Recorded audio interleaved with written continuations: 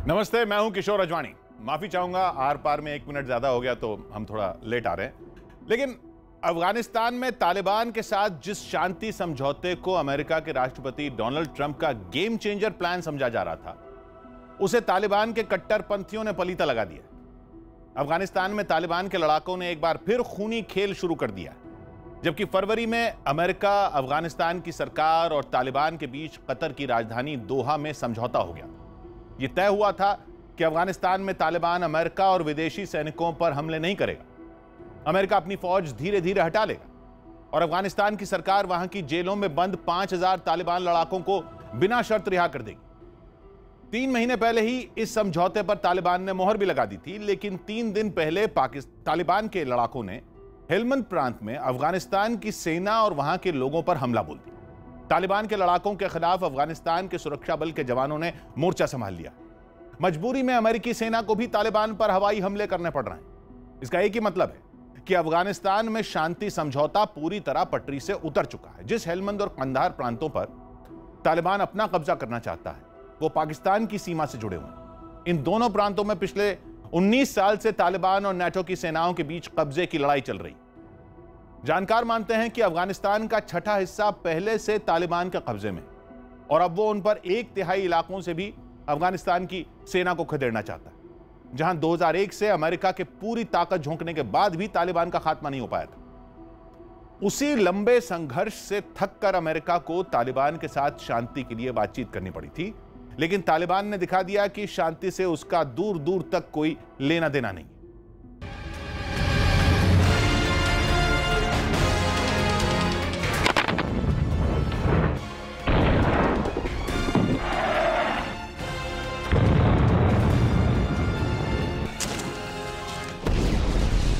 Asia के एक और मुल्क में छिड़ी जंग।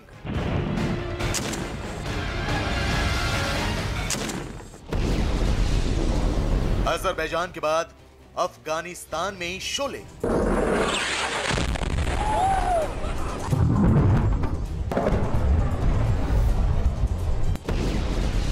भारत के पड़ोस में फिर जागा तालिबान।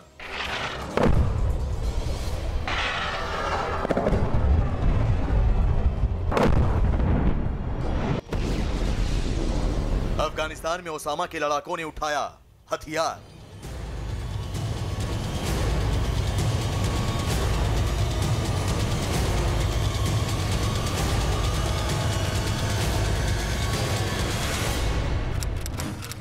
सात अक्टूबर 2001 अफगानिस्तान में अमेरिका ने छेड़ी जंग।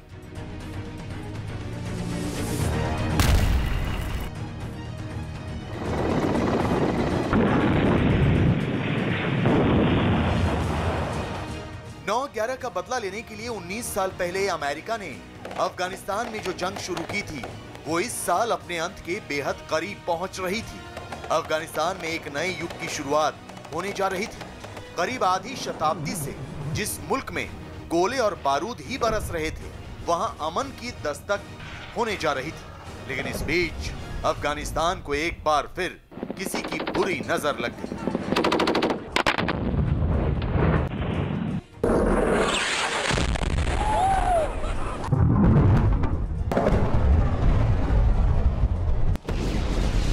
अफगानिस्तान में एक बार फिर बम बरस रहे हैं।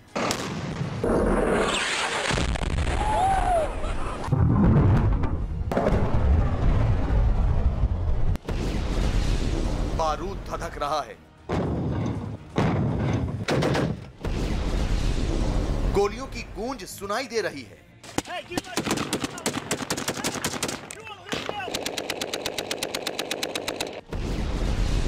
जमीन से आसमान तक हाहाकार मचा हुआ है।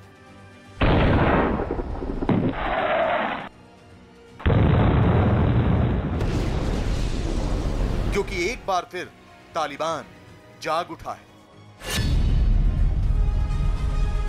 अफगानिस्तान में अमेरिका और तालिबान के बीच पिछले 2 दशकों से जारी जंग को रोकने के लिए पिछले 1 साल से शांति वार्ता जारी थी। अमेरिका अफगानिस्तान सरकार और तालिबान में सुलह कराकर इस इलाके से निकल जाना चाहता था। कतर की राजधानी दोहा में सभी पक्षों की कई दौर की बातचीत के बाद अमन लौटता भी नजर आया, लेकिन अब एक बार फिर से तालिबान ने बंदूक उठा ली है और इस बार तो वो पहले से भी ज्यादा ताकतवर तरीके से अफगानिस्तान में अपने पैर पसार रहा है। ये है अफगानिस्तान का हेलमंद प्रांत, जहां तालिबान के लड़ाकों ने एक बार फिर हथियार उठा लिया है और एक ऐसी खौफनाक जंग छेड़ दी है जिसने पूरी दुनिया को हिलाकर रख दिया है। इस जंग से अफगानिस्तान में अमन की जो उम्मीदें बंधी थी वो एक बार फिर धुंधली होती जा रही हैं, क्योंकि तालिबान ने अफगानिस्तान के दक्षिणी प्रांत हेलमंद में हमला किया है। यह इलाका रणनीतिक तौर पर काफी अहम माना जाता है। तालिबान के लड़ाकों ने अफगान सेना पर हमला बोला है। तालिबान का हमला इतना जबरदस्त है कि अफगान सेना पीछे हटने को मजबूर हो गई है। तालिबान ने हेलमंद में हमला 11 अक्टूबर को शुरू किया है और सिर्फ 3 दिन में उसने हेलमंद के एक बड़े इलाके पर कब्जा जमा लिया है। इस युद्ध की मार आम नागरिकों पर भी पड़ी है जो अपने घरों को छोड़कर भाग रहे हैं। माना जा रहा है कि अब तक करीब 35,000 लोग हेलमंद से पलायन कर चुके हैं। जंग इस कदर भड़क चुकी है कि हेलमंद और कंधार में बिजली भी लगभग ठप हो गई है, क्योंकि तालिबान लड़ाके बिजली घर और मोबाइल टावर को निशाना बना रहे हैं। Kabul says it has killed 71 Taliban fighters in a counter-attack operation in Afghanistan's southern Helmand province. The Interior Ministry said the operation was launched in response to the Taliban attacks in Nawa and Nahri Sarwaj districts. Clashes between Afghan security forces and the Taliban have intensified in the province over the weekend. Taliban ने अफगानिस्तान सेना पर इतना जबरदस्त हमला बोला है कि अफगान सैनिकों के पैर उखड़ गए हैं। हेलमंद के एक बड़े इलाके से तालिबान अफगान सैनिकों को भगाने में कामयाब हो गए हैं, जिसके बाद तालिबान ने इस प्रांत के एक बड़े हिस्से को कब्जे में ले लिया है। अफगान सैनिकों की करारी हार और तालिबान के बढ़ते कब्जे ने अमेरिका की भी नींद उड़ा दी है, जिसके बाद अफगान सेना की मदद के लिए अमेरिका को अपनी फौज उतारनी पड़ी है। अमेरिका ने हेलमंद में अपनी वायु सेना को उतार दिया है, जिसके बाद अफगान लड़ाकों और अमेरिकी फौज के बीच भी जंग शुरू हो चुकी है। अमेरिकी वायुसेना के हमले में 20 अफगान लड़ाकों की मौत हो चुकी है, जबकि इसी जंग में अफगान सेना के 2 हेलीकॉप्टर भी टकरा गए। इस हादसे में 15 अफगान सैनिकों की मौत हुई। अमेरिका पिछले 19 साल से अफगानिस्तान में जंग लड़ रहा है, लेकिन अब वो किसी भी कीमत पर यहां से निकलना चाहता है। इसके लिए उसने तालिबान शांति वार्ता भी शुरू की, जिससे अमन की उम्मीद भी बढ़ी और अमेरिका को भी ये लगा कि वो अब अफगानिस्तान से आसानी से बाहर आ जाएगा।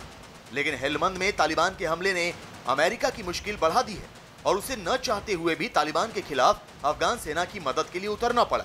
इस तरह अमेरिका जिस जंग को खत्म करने की बरसों से कोशिश कर रहा था, उसे उसी जंग में कूदना पड़ गया। ये कन्वेंशनल वॉर नहीं है और इस प्रकार की लड़ाई को लड़ने के लिए बहुत ज़रूरी है कि बूट्स ऑन द ग्राउंड जिसको कहते हैं, जो इन्फेंट्री सोल्जर्स है वो ज़मीन के ऊपर ही होना चाहिए और तब जाके ये लड़ाई होती है।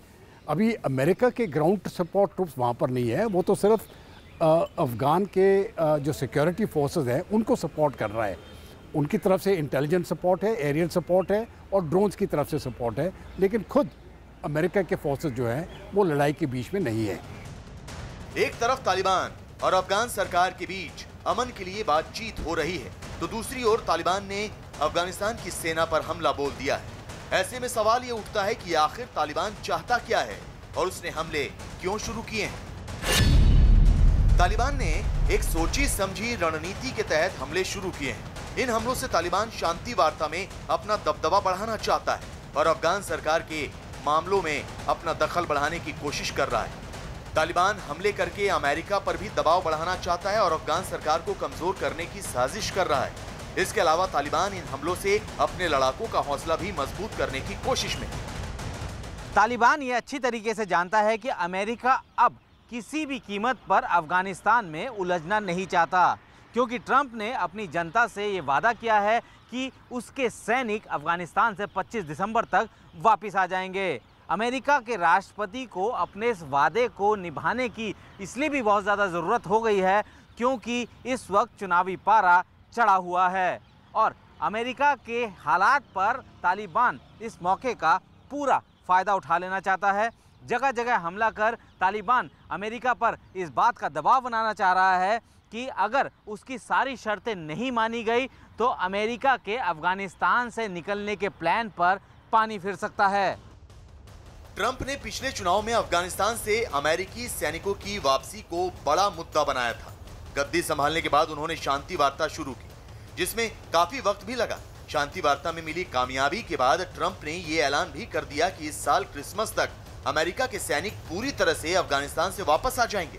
लेकिन तालिबान ने एक बार फिर हथियार उठाकर ट्रंप का सिरदर्द बढ़ा दिया है।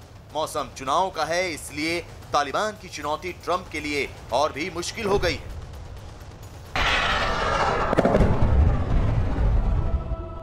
अमेरिका, तालिबान और अफगानिस्तान की सरकार के बीच पिछले करीब 1 साल से शांति वार्ता चल रही है। इनके बीच कई समझौतों पर मोहर भी लग चुकी है। इसके बावजूद तालिबान ने जंग छेड़ दी।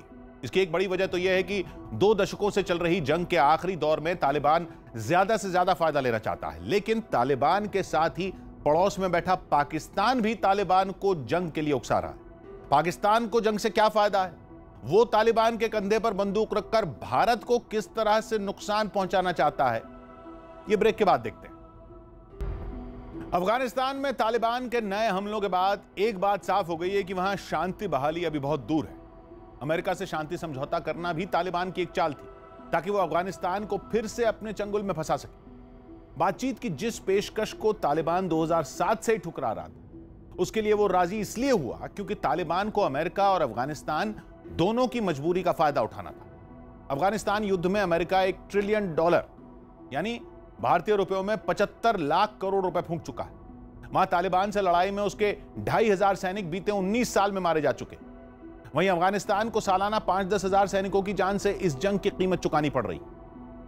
अमेरिका और अफगानिस्तान दोनों इस जंग से तंग आ चुके हैं, इसलिए उन्होंने तालिबान की हर मांग के सामने घुटने टेके ताकि शांति समझौता संभव हो सके। तालिबान इसके लिए तैयार हुआ। तभी उसकी नीयत पर अफगानिस्तान में अमेरिका के पूर्व राजदूत रायन क्रॉकर ने शक जताया था। उन्होंने अमेरिका और अफगानिस्तान दोनों को आगाह किया था कि शांति समझौते का झांसा देकर तालिबान एक बार फिर पूरे अफगानिस्तान पर कब्जा करना चाहता है। शांति समझौते पर दस्तखत करने के तुरंत बाद तालिबान ने अपना असली चेहरा भी दिखा दिया। पिछले महीने ही ऑब्जर्वर रिसर्च फाउंडेशन में अफगानिस्तान के राजनीतिक विश्लेषक हाशिम वादतियार ने लिखा था कि तालिबान पीस यानी शांति नहीं बल्कि पावर यानी तालिबानी सत्ता की चाहत रखता। उन्होंने शांति समझौते में तालिबान की तरफ से बातचीत करने वाले एक तालिबान के कमांडर का बयान याद दिलाया था, जिन्होंने कहा था कि तालिबान वहां भी भ्रष्ट सरकार को मान्यता नहीं देता। अमेरिका के साथ शांति समझौते के बीच ही तालिबान के सबसे बड़े नेता मुल्ला हैबतुल्लाह ने अपने लड़ाकों को समझाया था कि वो अफगानिस्तान में फिर से तालिबान की हुकूमत की तैयारी में जुट जाएं। मुल्ला हैबतुल्लाह अपने आप को अफगानिस्तान की शरिया सरकार का अमीर मानते हैं। उन्होंने हाल ही में ऐलान किया था कि उनके रहते अफगानिस्तान में कोई दूसरी सरकार हो ही नहीं सकती। अमेरिका को भी पहले से अंदाजा था कि तालिबान फिर सिर उठाएगा। फिर भी डोनाल्ड ट्रंप ने तालिबान से डील की। वो खुलेआम कह चुके थे कि अफगानिस्तान को अपनी सुरक्षा खुद करनी। इसका मतलब यही निकाला जा रहा था कि ट्रंप चाहते हैं कि अफगानिस्तान से अमेरिकी सैनिकों की वापसी हो जाए, उसके बाद वहां कुछ भी होता रहे, अमेरिका को फर्क नहीं पड़ता। समझौते के तहत अफगानिस्तान से अमेरिकी सैनिकों की वापसी की प्रक्रिया 14 महीने में पूरी होनी। उससे पहले ही तालिबान मारकाट पर उतारू होगी। तालिबान की इस हरकत के पीछे पाकिस्तान का और चीन का हाथ होने की आशंका से भी इनकार नहीं किया जा सकता। ऐसा कई रणनीतिकार मानते। अमेरिका और चीन के बीच शीत युद्ध चल रहा है। पाकिस्तान पूरी तरह से चीन की गोद में बैठा है। अमेरिका के साथ पाकिस्तान के रिश्ते खराब चल रहे हैं। माना जा रहा है कि अमेरिका को अफगानिस्तान में उलझाने के लिए पाकिस्तान ने तालिबान का इस्तेमाल किया। अफगानिस्तान में तालिबान को हथियार, ट्रेनिंग, पैसा, समर्थन सब कुछ पाकिस्तान की सेना ही मुहैया कराती। अफगानिस्तान में वही तालिबान है जिसे पाकिस्तान की सरकार गुड तालिबान बताती रही। अफगानिस्तान के शांति समझौते में पाकिस्तान भी सक्रिय भूमिका में था। अब पाकिस्तान का वही गुड तालिबान अफगानिस्तान में कोहराम मचा रहा। पाकिस्तान की मदद और इशारे के बिना यह संभव नहीं लगता।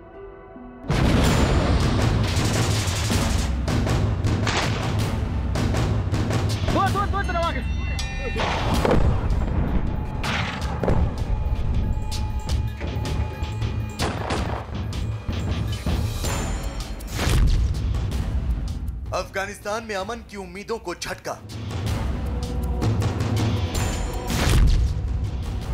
तालिबान ने फिर उठाया हथियार। पर्दे के पीछे पाकिस्तान ने रची साजिश। चुनाव के मौसम में ट्रंप की बढ़ाई मुश्किल।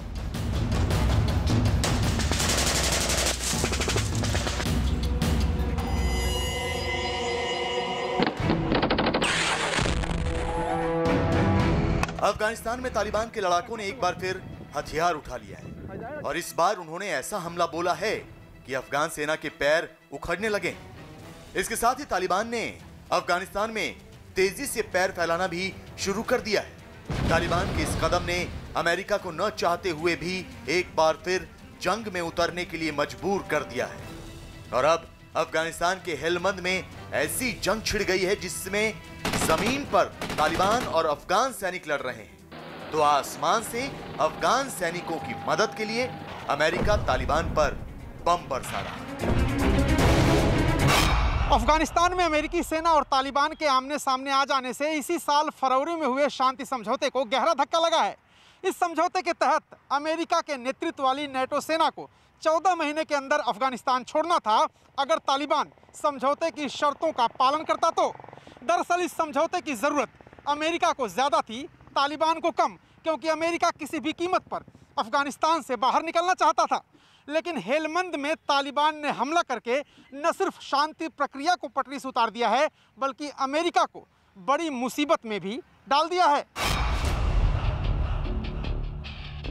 अमेरिकी राष्ट्रपति डोनाल्ड ट्रंप अफगानिस्तान से अमेरिका के सैनिकों की वापसी का वादा करके ही कुर्सी तक पहुंचे थे और इस वादे को निभाने के लिए उन्होंने अपनी पूरी ताकत लगाई। नतीजा यह हुआ कि अमेरिका को अफगानिस्तान से सिर्फ 8,500 सैनिक ही निकालने थे। ट्रंप अपनी इस कामयाबी से दूसरे चुनाव की नैया भी पार लगाने में जुटे हुए थे, लेकिन तालिबान ने हेलमंद में जंग छेड़कर उनकी मुश्किलें कई गुना बढ़ा दी हैं, क्योंकि तालिबान के हमले के बाद विपक्ष ने अफगानिस्तान से अमेरिकी सैनिकों की संपूर्ण वापसी को बड़ा चुनावी मुद्दा बनाना शुरू कर दिया है। जहाँ तक अफगान की जो लड़ाई है, जो ये जो इलेक्शन जो होने वाले हैं ये नवंबर के 4 तारीख को हैं और अभी मेरे ख्याल से सिर्फ 3 हफ्ते रहते हैं, 2 या 3 हफ्ते रहते हैं इलेक्शंस के लिए। तो इस समय पर जो अफगानिस्तान में हो रहा है मुझे नहीं लगता है इलेक्शंस के ऊपर कोई असर होगा। इस समय पर जो भी असर होना था वो अभी हो चुका है। कई दौर की शांति वार्ता और तमाम समझौतों के बावजूद तालिबान ने अफगानिस्तान में जो हमले शुरू किए हैं उसका एक मकसद ये जरूर है कि चुनाव में फंसे ट्रंप से तालिबान ज्यादा से ज्यादा फायदा लेने की कोशिश कर रहा है। लेकिन इसके साथ ही तालिबान के हमले के पीछे कई ताकतें पर्दे के पीछे से भी काम कर रही हैं, जो तालिबान के कंधे पर बंदूक रखकर अपना फायदा लेने की कोशिश में है। यही ताकतें तालिबान को जंग के लिए उकसा रही हैं, जिसमें सबसे ऊपर नाम आता है पाकिस्तान और उसके प्रधानमंत्री इमरान खान का। माना जा रहा है कि तालिबान ने आईएसआई के इशारे पर ही अफगानिस्तान में एक बार फिर जंग छेड़ी है, क्योंकि पाकिस्तान नहीं चाहता है कि अफगानिस्तान में अमन कायम हो। तालिबान के जरिए जंग शुरू कर इमरान खान अफगान सरकार को भी कमजोर करना चाहते हैं, जिससे अफगानिस्तान में पाकिस्तान का दखल बढ़ाया जा सके। इसके अलावा इमरान तालिबान के कंधे पर सवार होकर ट्रंप से भी फायदा लेने का ख्वाब देख रहे हैं और आने वाले वक्त में वो तालिबान को मनाने की कोशिश कर अपना कद भी बढ़ाने की कोशिश में है।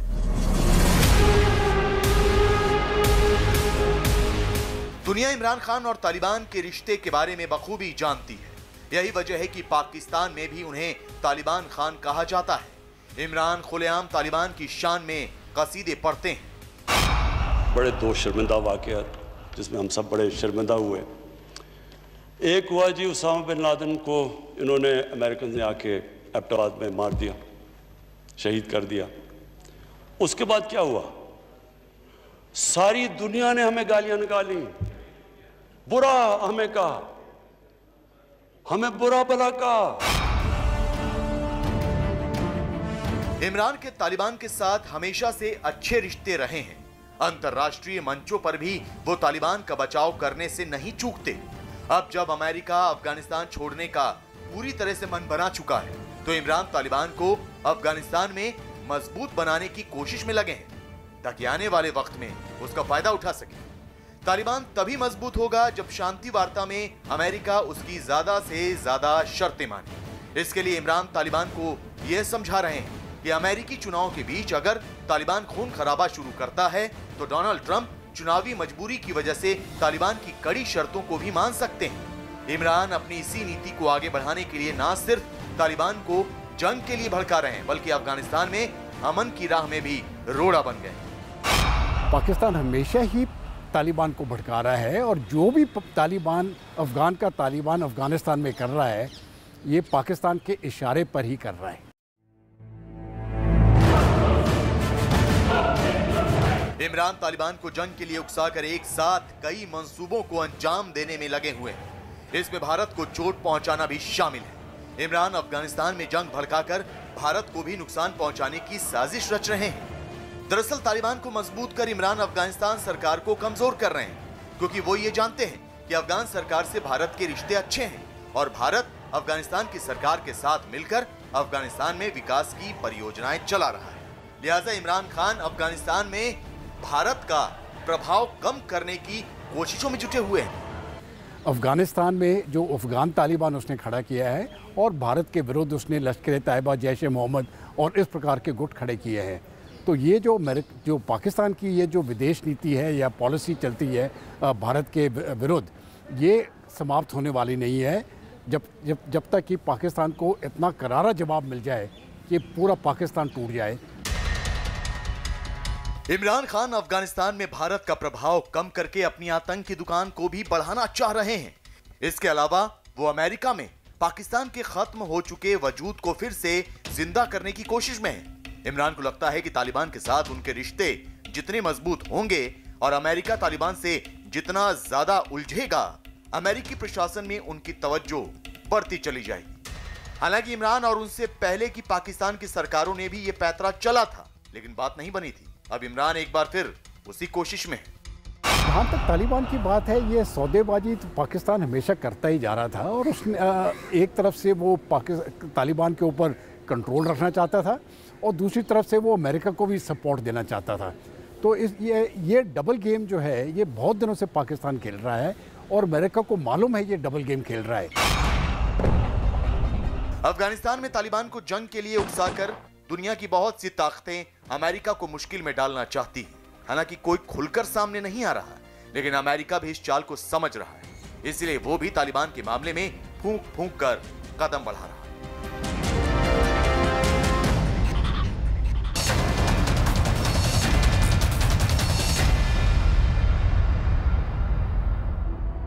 हम बारिश के साथ रहते हैं, हल्की बारिश, तेज बारिश, सर्द करती, सताती, भिगोती, हैरान करती, बेमौसम, बेरहम बारिश।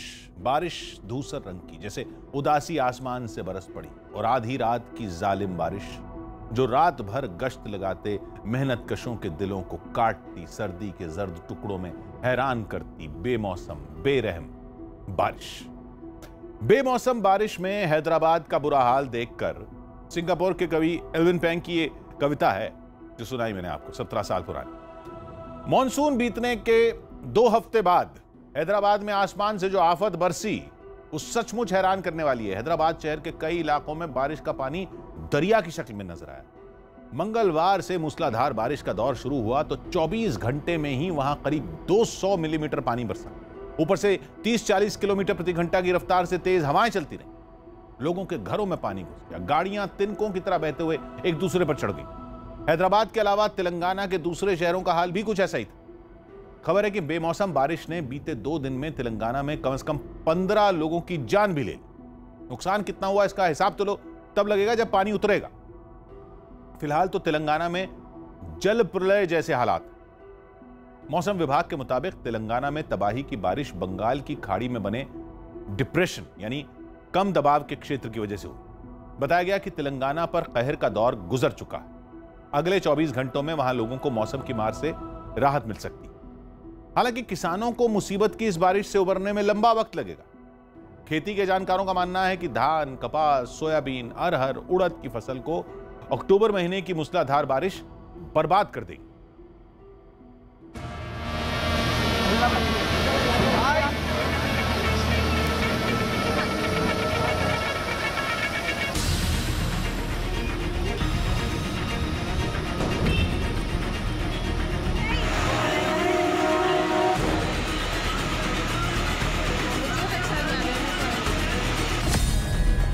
अक्टूबर में आसमानी आफत से हाहाकार।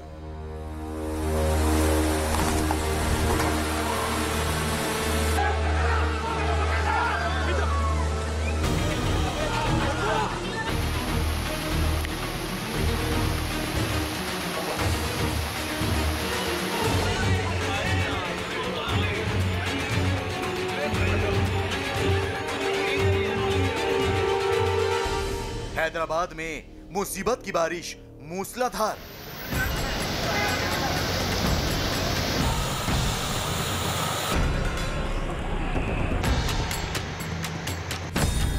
बीस साल बाद हैदराबाद पर पानी का प्रहार।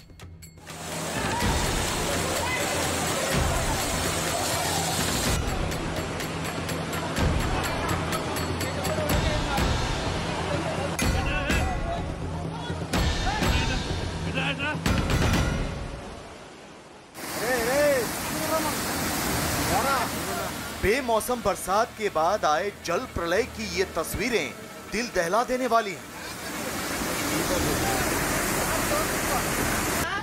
तेलंगाना की राजधानी हैदराबाद में अचानक आई मूसलाधार आफत से हाहाकार मचा है।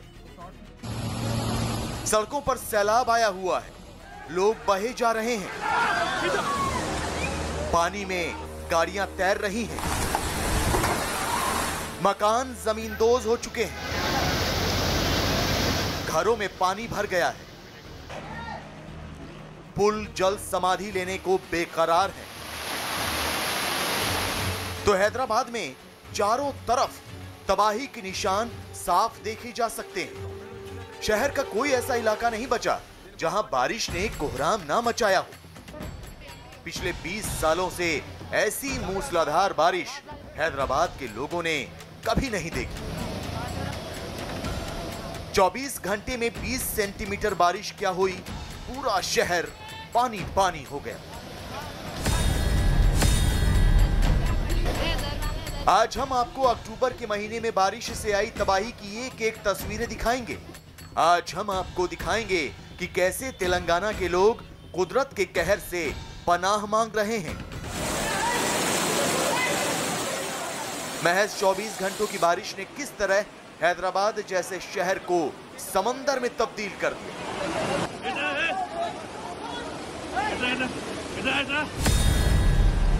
भारी बारिश ने हैदराबाद को पूरी तरह से डुबो दिया है। यहाँ बाढ़ जैसी भयावह स्थिति देखी जा सकती है। आसमानी आफत का खौफनाक मंजर ऐसा कि गाड़ियां तिनके की तरह बही जा रही हैं।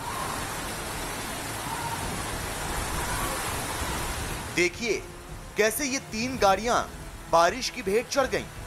बारिश के बाद आए सैलाब की वजह से पहले एक कार बीच मझधार फंस गई, फिर दूसरी कार भी बहती हुई आई और उस पर चढ़ गई। इसके बाद एक और कार बहने लगी और दूसरी कार से जा टकराई। हैदराबाद के ज्यादातर इलाकों में कमोबेश एक जैसे हालात नजर आए।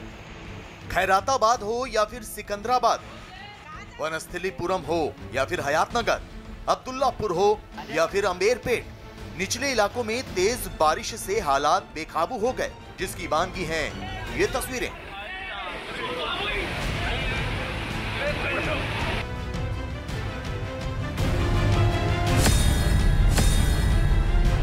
वेस्ट गोदावरी में भी बारिश के बाद नदियां किस तरह उफान पर हैं, उसकी बानगी देखिए। बारिश की वजह से नदी लबालब है और पानी इस रेल पुल पर आ चुका है। ऐसा लग रहा है जैसे पुल किसी भी वक्त पानी में समझ सकता है। नदी इस तरह उफन रही है जैसे इस रेल पुल को अपनी आगोश में लेना चाहती हो, रेल की पटरियों पर पानी अपना कब्जा जमाना चाहता हो।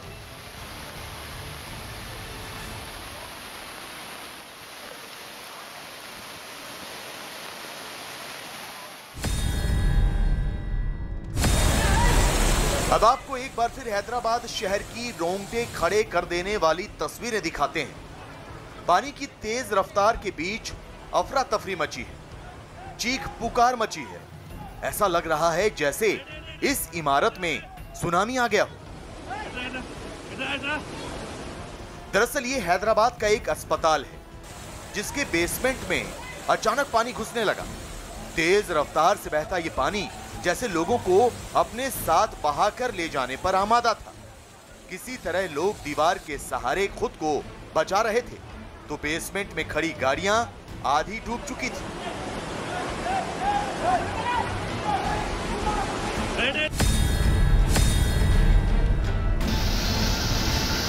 हैदराबाद की सड़कों पर हर तरफ पानी का कब्जा है। कुछ इलाकों में तो पानी इतनी तेज गति से बह रहा है कि लोगों का घरों से बाहर निकलना तक मुश्किल हो गया। यकीन नहीं आता तो देखिए कैसे शहर की गलियों में सैलाब आया हुआ है। लोग लकड़ी और घरों की दीवार के सहारे इस सैलाब को पार कर रहे हैं, लेकिन हर किसी को सहारा मिल जाए ऐसा भी नहीं। ये बदकिस्मत इंसान पानी की प्रचंड लहरों में घिर गया और बहने लगा। देखिए कैसे पानी इसे अपने साथ बहाकर ले जा रहा है। हालांकि लोगों ने रस्सी के सहारे उसे बहने से रोकने की कोशिश की। लोग रस्सी पकड़ लो चिल्लाते रहे, लेकिन पानी की रफ्तार इतनी तेज थी कि यह शख्स बहता चला गया। हालांकि कुछ दूर बहने के बाद इसने सड़क किनारे लगे खंभे को पकड़ लिया और बाहर निकल आया। हैदराबाद में पिछले 24 घंटे में हुई तेज बारिश ने हालात ये बना दिए हैं कि देखिए पूरी कार डूबी हुई है। जो बिल्डिंग्स हैं, मल्टी स्टोरी बिल्डिंग है, उसके अंदर पूरा पानी घुस गया है। इसके अलावा लोग जो है इस समय छतों पर मौजूद हैं। लोगों को नीचे मदद के लिए लोग हेल्प की देखिए ऊपर से लोग मदद की गुहार लगा रहे हैं। पूरे चारों तरफ पानी भरा हुआ है। ये गाड़ियां डूब गई हैं। आप देख सकते हैं गाड़ियों के बोनट तक पानी आ गया था, ऊपर तो हुड भी डूब गया था और अभी इस समय थोड़ा सा पानी नीचे गया है, लेकिन सिचुएशन जो है काफ़ी टेंस है। हैदराबाद की सड़कों पर अब भी पानी का कब्जा है। शहर के कई इलाके अब भी डूबे हुए हैं। लोग बारिश की आशंका से सहमे हुए हैं तो कामकाज के लिए घरों से बाहर निकलना मुश्किल हुआ जा रहा है। ट्रैफिक जैसे थम सा गया है। सड़कों पर जल जमाव की वजह से गाड़ियों की रफ्तार रुक गई है। मेट्रो सेवाएं बाधित हुई हैं तो मुसीबतों में घिरे लोग सरकार और प्रशासन को कोस रहे हैं। हर साल यही हाल है। यहाँ पे थोड़ी बारिश हो तो हर पब्लिक को परेशानी होती। लोगों के गाड़ियों से लेके घरों से लेके हर चीज़ खराब होता है यहाँ पे। कारोबार, दुकान, हर चीज़। दुकानें कभी नहीं। अब फिर कैसा हमारी ज़िंदगी कैसा? देखो तुम, गवर्नमेंट क्या भी नहीं पकड़ते। इसमें लीडर कोई भी नहीं है, कोई लीडर से बात नहीं करते। ये तब मुसीबत बहुत है, हम गरीब है। हैदराबाद समेत तेलंगाना के दूसरे इलाकों में हुई बारिश के बाद भारी तबाही से निपटने के लिए राहत और बचाव का काम जारी है। तेलंगाना के मुख्यमंत्री के चंद्रशेखर राव ने सभी जिला प्रशासन को राज्य में भारी बारिश की वजह से अलर्ट रहने को कहा है। बारिश की वजह से हैदराबाद में 15 लोगों की मौत हो चुकी है। ग्रामीण इलाकों में कई हेक्टेयर फसल बर्बाद हो गई है। तेलंगाना समेत आंध्र प्रदेश में कई घर गिर गए हैं। कई जगहों पर बिजली आपूर्ति भी बाधित हुई है। यातायात सेवाओं पर बहुत ज्यादा असर पड़ा है। कोई भी हमारे को प्रॉब्लम क्लियर नहीं कर सकता। हर साल पे ऐसी होता। जरा बड़ा बारिश गिरा ना, दिल पे डर लगता, क्या खराब हो जाता, क्या हो जाता। घर पे सोने भी नहीं, रात पे से नींद छीनी हमारे लोग। बंगाल की खाड़ी में बन रहे चक्रवाती तूफान के कारण मौसम ने अपना मिजाज बदला और तेलंगाना समेत आंध्र प्रदेश के कई इलाकों में जल तांडव मच गया। भारतीय मौसम विभाग की माने तो तेलंगाना में चक्रवात का असर अभी 12 घंटों तक बना रहेगा।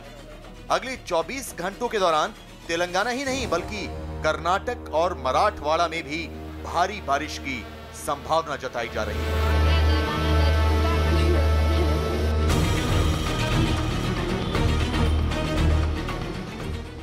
हैदराबाद समेत तेलंगाना के करीब 15 जिलों में बारिश का जो कहर टूटा, उसकी शुरुआत 3 दिन पहले बंगाल की खाड़ी से हुई थी। बंगाल की खाड़ी में डिप्रेशन यानी कम दबाव का क्षेत्र बन गया था, ऐसा मौसम विभाग ने बताया। कम दबाव का क्षेत्र तब बनता है जब समंदर की सतह का तापमान बढ़ जाए। इसकी वजह से नमी वाली हवाएं तेजी से आगे बढ़ती हैं और जहां जहां से गुजरती हैं वहां मूसलाधार बारिश होती है। जब समंदर से उठने वाली हवाओं की इंटेंसिटी यानी तीव्रता बहुत ज्यादा होती है तो चक्रवाती तूफान पैदा होते। इस बार कम दबाव का क्षेत्र इतना तेज नहीं था, फिर भी भारी तबाही के लिए काफी था। भारत का पूर्वी और पश्चिमी दोनों हिस्से समंदर के किनारे, पूरब में बंगाल की खाड़ी, पश्चिम में अरब सागर। हालांकि ऐसी भयानक बारिश ज्यादातर बंगाल की खाड़ी की हवाओं से ही होती है, उसकी तुलना में अरब सागर में कम दबाव का क्षेत्र कम बनता है। ऐसा क्यों होता है, यह पहेली वैज्ञानिक भी नहीं सुलझा पाए। बहरहाल इस बार बंगाल की खाड़ी में कम दबाव का जो क्षेत्र बना, उसकी वजह से पहली तबाही ओडिशा में बरसी। 24 घंटे में ही ओडिशा के गजपति जिले में करीब 150 मिलीमीटर बारिश हो। मौसम विभाग के मुताबिक बंगाल की खाड़ी की हवाएं जब ओडिशा से आगे आंध्र प्रदेश की तरफ बढ़ी तो और भी हाहाकारी हो। तेलंगाना पहुंचते पहुंचते मौसम पूरी तरह तूफानी हो चुका था। उसी की मार हैदराबाद और तेलंगाना के दूसरे इलाकों के लोग भुगत रहे। मौसम विभाग ने चेतावनी दी कि आने वाले 2 दिन महाराष्ट्र, कर्नाटक, गोवा और दक्षिण गुजरात के लोगों पर भारी पड़ी। वहां भी हैदराबाद की तरह 24 घंटों में 20 सेंटीमीटर तक बारिश हो सकती, 50-60 किलोमीटर प्रति घंटा की रफ्तार से हवा भी चल सकती। इसलिए मछुआरों को 16 अक्टूबर तक अरब सागर से दूर रहने को कहा गया। मौसम विभाग की इस चेतावनी के बाद मुंबई, कर्नाटक, गुजरात के उन इलाकों में लोगों की नींद उड़ गई है जो मानसून की बाढ़ के संकट से अब तक उबर नहीं पाए हैं। अगर मुंबई और सूरत जैसे शहरों में उतनी ही बारिश हो गई जितनी कि हैदराबाद में हुई है तो फिर सैलाब आएगा। वजह यह है कि 24 घंटों में 20-25 सेंटीमीटर बारिश की मार झेलने का दम इन शहरों के ड्रेनेज सिस्टम में नहीं है। इन शहरों को बसाते समय पानी के बहाव का जो प्राकृतिक रास्ता हुआ करता था, वहां अब इमारतें बन चुकी हैं। बारिश के पानी के बहने का रास्ता रुकेगा तो मूसलाधार बारिश के बाद वैसा ही हाल होगा जैसा हैदराबाद का हो गया। हैदराबाद में मूसलाधार बारिश हुई।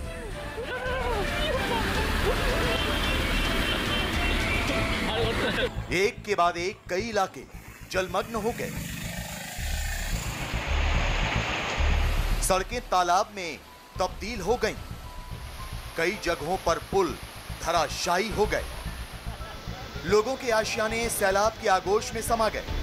कई इलाकों में पेड़ गिर गए। चावल की फसल को बहुत ज्यादा नुकसान भी पहुंचा। भारी बारिश के कारण हैदराबाद विजयवाड़ा राष्ट्रीय राजमार्ग पर यातायात भी बाधित हुआ। कई किलोमीटर तक जैम लग गया। वहीं दूसरी ओर बाढ़ के पानी से शहर के जलाशयों का स्तर भी बढ़ गया। हैदराबाद से 20 किलोमीटर दूर स्थित हिमायत सागर झील भी उच्चतम स्तर तक पहुंच चुकी है। हिमायत सागर में अभी पानी का स्तर 1762 फुट है, जबकि करीब 1300 क्यूसेक पानी मूसी नदी में छोड़ा गया। हालात देखते ही देखते बद से बदतर होते चले गए। अक्टूबर के महीने में ऐसी बारिश हुई कि सब कुछ पानी पानी हो गया।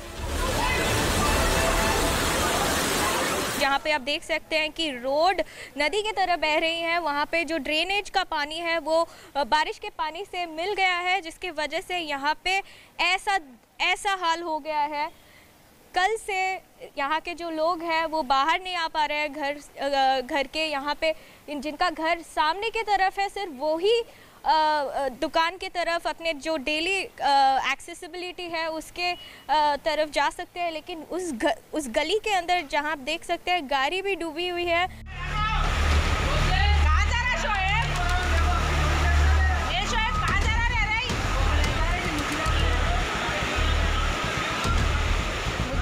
हैदराबाद शहर फिलहाल पानी के प्रहार से त्रस्त है। ऐसे में सवाल ये कि महज 24 घंटे की बारिश ने हैदराबाद को जल समाधि लेने पर मजबूर क्यों कर दिया? क्या वजह है कि टेक्नोलॉजी इंडस्ट्री के लिए मशहूर यह शहर बारिश के बाद कराहने लगा? तो इसके पीछे कई वजह हैं। पहली वजह, गोदावरी नदी घाटी से कृष्णा नदी घाटी तक जलग्रह इलाका है, जिसकी वजह से पानी अचानक से बढ़ा और शहर को अपनी गिरफ्त में ले लिया। दूसरी वजह, हैदराबाद में सड़कों का जाल तो बिछाया गया लेकिन जल निकासी पर ध्यान नहीं दिया गया, जिसकी वजह से बारिश के बाद पानी एक जगह इकट्ठा होता गया और सैलाब का रूप ले लिया। तीसरी वजह, हैदराबाद तरक्की की राह पर दौड़ रहा है, लेकिन यहां कचरा प्रबंधन की हालत बेहद खराब है। ज्यादातर कचरा झीलों में डाल दिया जाता है, जिससे बारिश के बाद बाढ़ जैसे हालात पैदा हुए। हालांकि हैदराबाद संभल सकता था। उसके पास अक्टूबर के महीने में आए इस सैलाब से बचने का मौका भी था, लेकिन स्थानीय प्रशासन और राज्य सरकारों की लापरवाही की वजह से ऐसा हो न सका और आज हैदराबाद पानी पानी नजर आ रहा है। हैदराबाद में बारिश ने ऐसा कहर मचाया है कि लोगों का घरों से बाहर निकलना दूभर हो गया है। आपको बता दें कि साल 2000 में आई बाढ़ के बाद किर्लोस्कर समिति गठित की गई थी, जिसने एक रिपोर्ट सरकार को सौंपी थी। इस रिपोर्ट के मुताबिक हैदराबाद के नालों पर 2700 से ज्यादा अवैध कब्जे हैं, जिनमें से 1400 अवैध कब्जों को हटाना बेहद जरूरी है। हैदराबाद शहर के नालों की चौड़ाई करीब 60 फीट तक बढ़ानी चाहिए थी, जो नहीं बढ़ाई गई। हैदराबाद शहर में जल निकासी इतनी खराब है कि वो प्रति घंटे 12 मिलीमीटर से ज्यादा बारिश बर्दाश्त नहीं कर सकती। मतलब ये कि हैदराबाद शहर विकास के रास्ते पर तो दौड़ता रहा, लेकिन इस दौड़ में उसने कुदरत के कहर से निपटने के उन तमाम इंतजामों की अनदेखी कर दी जो आज उस पर भारी पड़ रहे हैं। शहर का हाल देखिए, पानी के प्रहार से हैदराबाद में हाहाकार मचा है। लोग जुगाड़ की नावों पर बैठकर सुरक्षित इलाकों की ओर जाने को मजबूर हैं। लोग घरों से अपना सामान निकाल रहे हैं। गलियों में खड़ी गाड़ियां डूबी हुई हैं। पानी इतना ज्यादा है कि कुछ लोग तो घुटनों तक पानी से होकर गुजरने को मजबूर हैं। जो रात में पानी आया, रात में पानी आने से पूरा नुकसान हो गया मेरे को, पूरा एकदम तकरीबन 50-60 हज़ार रुपये का नुकसान हुआ मेरा। पूरे बर्तन पूरे ये वो पूरा चलेगा मेरा। हर साल ऐसे होता है। ये पूरे जो भी अपार्टमेंट्स है फर्स्ट फ्लोर भर गए, पूरे सेकंड फ्लोर तक अभी आने वाला है। हैदराबाद की ही तरह चक्रवात की वजह से कर्नाटक के भी कई इलाकों में पानी भर गया। तस्वीरें कलबुर्गी की हैं। उत्तरी कर्नाटक के इस इलाके में पिछले 3 दिन से लगातार बारिश हो रही है, जिसकी वजह से जल जमाव हो गया है। कलबुर्गी, यादगीर और बीदर जिले बुरी तरह प्रभावित हुए हैं, क्योंकि छोटी नदियां पूरे उफान पर हैं। कई झीलें लबालब हैं और कई गांव सैलाब की चपेट में हैं। कलबुर्गी जिले के नगराला और चंद्रमपल्ली झीलों के गेट खोल दिए गए हैं, जिससे पास के गांव में बाढ़ जैसे हालात पैदा हो गए हैं। तो आपको बता दें कि इससे पहले भी इस इलाके में अगस्त और सितंबर में बारिश के कारण भारी नुकसान हो चुका है। आंध्र प्रदेश में भी पिछले कुछ घंटों से जारी बारिश ने तबाही मचा रखी है। देखिए कैसे ये ट्रक पुल पर आए सैलाब में फंस गया। लेकिन अच्छी बात यह कि पानी में फंसे इसी ट्रक के जरिए एक शख्स की जान बचाई गई। जी हां, दरअसल एक राहगीर सैलाब के बीच पुल पार करने की कोशिश कर रहा था और पानी में बहने लगा, लेकिन इससे पहले कि उसकी जान पर बन आती, लोगों ने ट्रक से रस्सी बांधकर इस शख्स को पानी के प्रहार से बचा लिया। बंगाल की खाड़ी में बने गहरे दबाव के कारण आंध्र प्रदेश के कई जिलों में भारी बारिश हुई। राज्य में 100 से ज्यादा जगहों पर 11.5 सेंटीमीटर से लेकर 24 सेंटीमीटर तक बारिश दर्ज की गई, जिनमें पूर्वी गोदावरी, पश्चिम गोदावरी, श्रीकाकुलम, विजयनगरम, विशाखापट्टनम और कृष्णा जिले शामिल हैं। आंध्र प्रदेश के साथ साथ केरल में भी बारिश हुई है। केरल के भी कई इलाकों में जल जमाव हो गया है, लेकिन हालात काबू में है। ऐसे में दक्षिण भारत के लोग बस यही दुआ कर रहे हैं कि ये बेमौसम बरसात आगे ना हो, कोरोना के बीच कुदरत और तबाही ना मचाए।